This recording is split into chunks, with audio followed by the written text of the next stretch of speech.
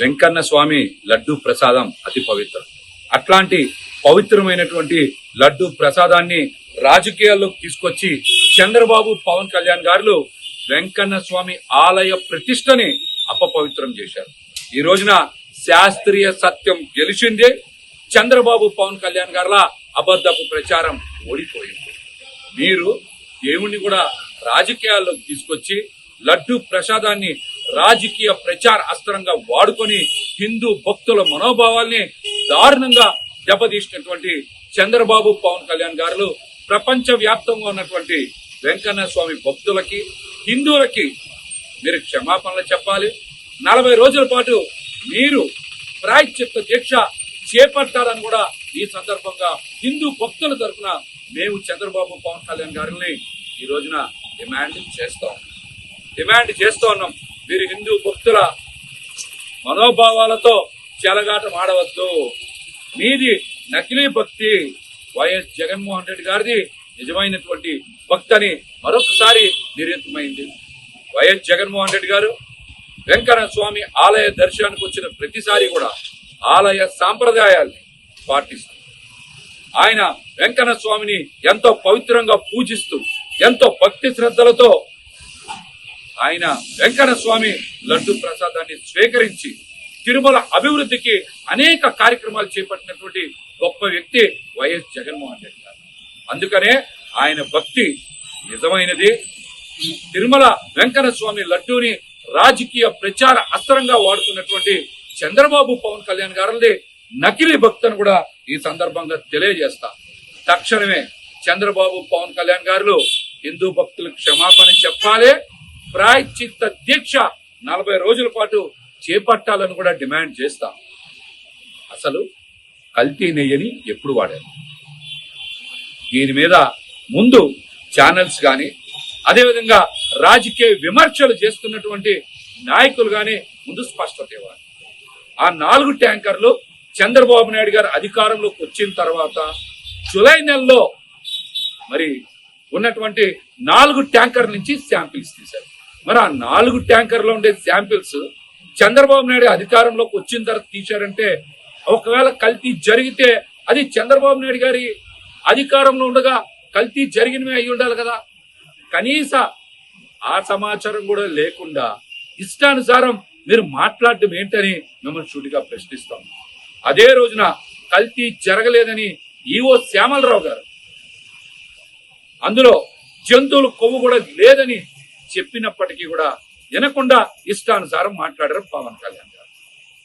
మరి ఆయన ఆ రోజు నిజం బయటకు వచ్చి చెప్పారనే కదా శ్యామలరావు గారిని కూడా మీరు ఈ రోజున ట్రాన్స్ఫర్ చేసి వేరే విభాగానికి పంపించడం జరిగింది.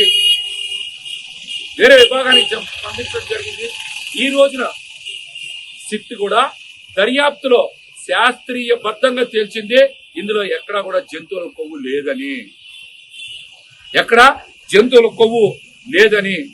దీని మీద చంద్రబాబు పవన్ కళ్యాణ్ గారు ఎందుకు స్పందించట్లేదని మిమ్మల్ని చుట్టుగా ప్రశ్నిస్తా ఉన్నాం.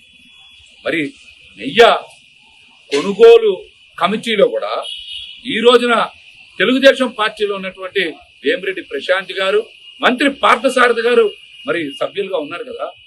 వారు రికమెండ్ చేసిన తర్వాతనే కదా నెయ్యి కూడా కొనుగోలు చేసింది. వాళ్ళని ఎందుకు ప్రశ్నించాలని మిమ్మల్ని షూటుగా ప్రశ్నిస్తా ఉన్నాం. అదేవిధంగా ఈ రోజున భోలే బాబా డైరీని తీసుకొచ్చింది కూడా తెలుగుదేశం పార్టీ ప్రభుత్వమే. గతంలో ఈ భోలే బాబా డైరీ పేరు కూడా హర్ష రైస్ డైరీ అని పేరు ఉంది. మరి ఆ డైరీని కూడా తిరుమలకి తీసుకొచ్చి సుమారు ₹1,00,00,000 కాంట్రాక్ట్ ఇచ్చింది కూడా దగ్గర 82,000 కిలోల ఆవు నెయ్యి సరఫరాకు కూడా అనుమతి ఇచ్చింది కూడా తెలుగుదేశం పార్టీ కదా. దీని మీద మీరు ఎందుకు వాస్తవాలు బయటకు మాట్లాడట్లేదు? వక్రీకరించి ఎందుకు మాట్లాడుతూ ఉన్నారో కూడా మీరు సమాధానం చెప్పాలని కూడా మేము ఈ సందర్భంగా డిమాండ్ చేస్తూ ఉన్నాం. మరి అనేక దేశంలోనే అత్యున్నత ప్రమాణాలు కలిగినటువంటి ల్యాబ్స్ కి హర్యానా, గుజరాత్ కి పంపిస్తే అక్కడ ఎక్కడా కూడా జంతువుల కొవ్వు లేదని చెప్పారు. జంతువుల కొవ్వు మరి వెంకన్న స్వామి ఆలయ ప్రసాదానికి వాడలేదని చెప్పారు. మరి ఇప్పుడు చంద్రబాబు పవన్ కళ్యాణ్ గారు ఏం సమాధానం చెప్తారు? మీరు ఏం సమాధానం చెప్తారు? ఈ పరిధి కూడా దాటి పవన్ కళ్యాణ్ గారు ఎటువంటి ఆధారాలు లేకుండా, ఎటువంటి వివేకం లేకుండా అయోధ్య రామాలయానికి కూడా ఈ లడ్డూలు వాడారని ఇష్టానుసారం మాట్లాడారు. ఇష్టానుసారం అవివేకంగా మాట్లాడారు. ఏ ప్రామాణికంతో, ఏ దర్యాప్తు సంస్థ మీకు చెప్పిందని, ఏ ఆధారాలతో మీరు అయోధ్య రామాలయానికి పంపించినటువంటి లడ్డూల్లో కూడా ఎందుకు వాడారని చెప్పారో పవన్ కళ్యాణ్ గారు సమాధానం చెప్పాలి. ఇటు వెంకన్న స్వామితో అటు రాములు వారితో పెట్టుకున్నారు పవన్ కళ్యాణ్ గారు. ఈ విషయాన్ని మీరు గుర్తు పెట్టుకోవాలి. అందుకనే మీరు తక్షణమే మీరు చేసినటువంటి ఘోర పాపాలకి ప్రాయశ్చిత్త దీక్ష చేపట్టండి. ప్రాయశ్చిత్త దీక్ష చేపట్టండి.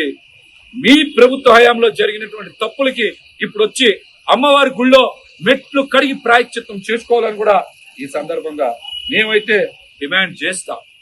ఇది హిందూ ధర్మం మీద దాడి, హిందూ భక్తుల మీద దాడి, హిందూ భక్తుల విశ్వాసాలపై జరిగిన దాడిగా ఈ రోజున హిందువులందరూ కూడా భావిస్తారన్నారని కూడా హెచ్చరిస్తాం. మరొక్కసారి ఇట్లాంటి అంశాలని రాజకీయ ప్రచార అస్త్రంగా వాడుకుంటే ప్రజలు ఉపేక్షించరని కూడా మిమ్మల్ని హెచ్చరిస్తున్నారు. తిరుమలలో ఒక్కటే సవాల్ ఇస్తుతా ఉన్నాం కూటమి నాయకులకి. తిరుమలలో వైవి సుబ్బారెడ్డి గారు, జగన్మోహన్ రెడ్డి గారి హయాంలో చేసినటువంటి అభివృద్ధి పనులు, అలాగనే బోమన్ కరుణాకర్ రెడ్డి గారు చేసినటువంటి అభివృద్ధి పనులు మేమన్నీ కూడా ఆధారాలతో సహా మీతో మాట్లాడతాం. దమ్ముంటే మాతో బహిరంగ చర్చకి సిద్ధమని కూడా మీకు సవాల్ ఇస్తాం.